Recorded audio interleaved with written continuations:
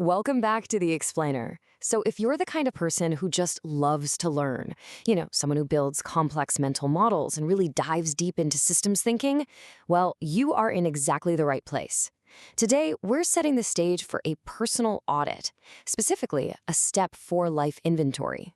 But we're going to do it a bit differently by completely shattering our tendency to over-intellectualize. If you've been struggling to, find the right headspace to finally sit down and actually do this inventory, this explainer is designed literally just to get you in the mood and clear out all that mental clutter. Okay, let's dive into this, because this question is a direct challenge to all the high-functioning system builders out there. And hey, you know who you are. You're the people who use your brilliant analytical smarts to build these incredibly intricate frameworks of reality, basically as a highly sophisticated way to avoid facing mundane, boring, everyday tasks. We tell ourselves we're exploring reality, but honestly, a lot of the time we're just hiding from it. To truly prepare for a life inventory, we absolutely have to recognize this trap. I absolutely love this perspective from the source material. It introduces us to the voice of what they call the trickster.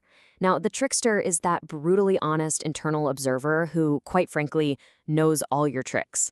It tells us that a true life inventory isn't some theoretical exercise. It's not about analyzing why you do things. It's a mirror, and it reflects your concrete, literal actions. To get in the mood for step 4, you've got to accept that your philosophy simply won't help you here. Only your pulse matters. Section 1. The Trap of Cognitive Armor. And this brilliantly illustrates the exact conflict we face. On one side, we have what our brains really want to do. We want to draw out an architectural blueprint of our mental state, mapping the topology of our habits using all this high-minded philosophical jargon. But then, on the other side, we have what the inventory actually requires, which is acknowledging the aggressively mundane chores of life. We're talking dirty dishes and literally taking out the trash. The source material perfectly defines this tendency as cognitive armor. It's the ultimate I am smart plating. Seriously, you might catch yourself writing a 40-page essay on the phenomenology of scrubbing dishes just to avoid actually spending 5 minutes washing them. Turning our lived experience into a sterile intellectual model is just a highly sophisticated defense mechanism. So when you feel the urge to build a framework, recognize it as armor and just drop it. That is exactly how you find the headspace for step 4. Section 2. Meet the trickster. This quote right here is just devastatingly accurate. The trickster's tone is sharp, it's humorous, and it playfully shatters our defenses. You can describe your psychological prison in the most elegant Latin, using fancy terms like active inference or recursive feedback loops. But reality doesn't care. Reality is the guard, and the guard demands literal action. No metaphor survives the kitchen sink. Section 3. The 3 territories. So, how do we actually stop describing walls and start mapping our reality? Well, we have to understand the distinct zones we inhabit every single day. If we look chronologically at a typical day, we basically bounce between 3 nations with absolutely no passport control. First, there's headspace, that interior empire where we build models and philosophize. Then there is real space, the stubborn, literal kingdom of dirty dishes, electric bills, and the actual people sitting across the table from us. And finally, there is sleep, the neutral parking lot where the other 2 dissolve. There is this constant border war going on here. Your headspace tries to annex real space by turning your chores into a graph, but real space always invades back, right? Because the trash still has to go out at 4 p.m. Now, it's important to recognize that headspace isn't just one big room. It's actually a vast library with distinct areas.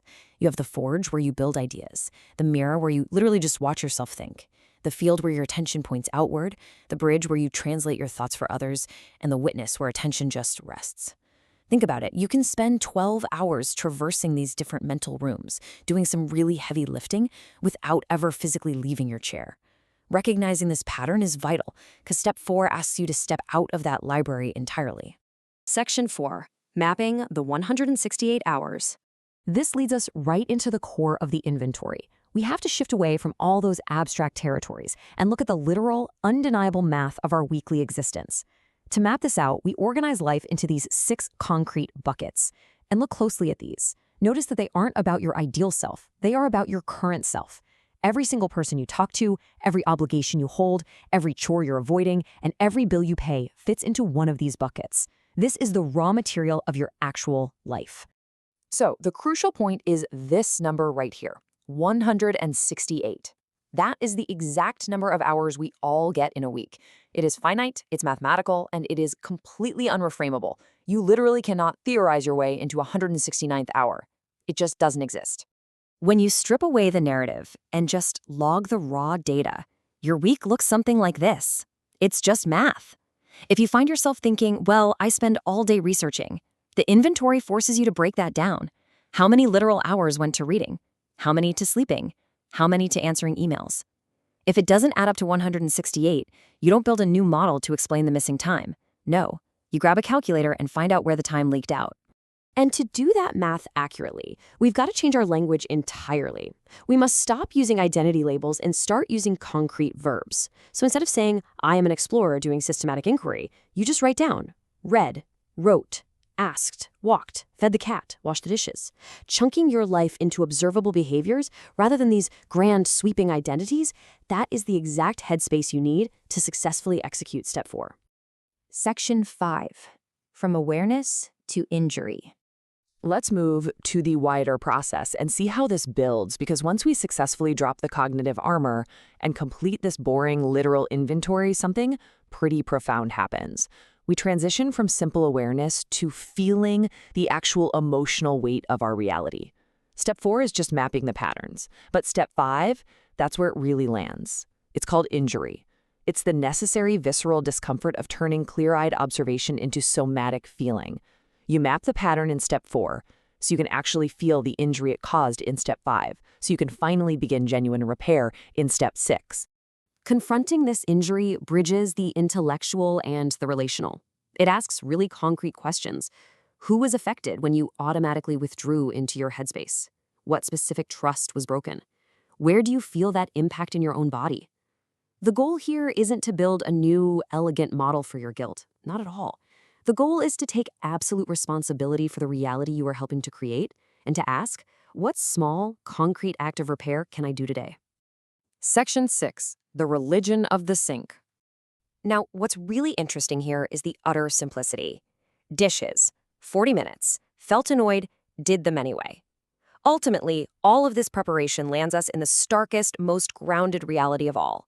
True awareness isn't found in a 10-page essay explaining why you feel resistant to chores. True awareness is found in the actual doing of the boring task. You take the wheel, you stop the intellectual spin cycle, and you just act. That last line, did them anyway, that is the entire religion. So, as we wrap up this explainer, I want to leave you with this final thought. If you are trying to get in the mood for step 4, your task right now is to drop the scaffolding. Just leave the Headspace library behind. Step into real space. Look at your life exactly as it is, hour by hour, verb by verb. Ask yourself, what boring, literal truth are you avoiding today? Go face it. Write it down. And I'll see you in the next explainer.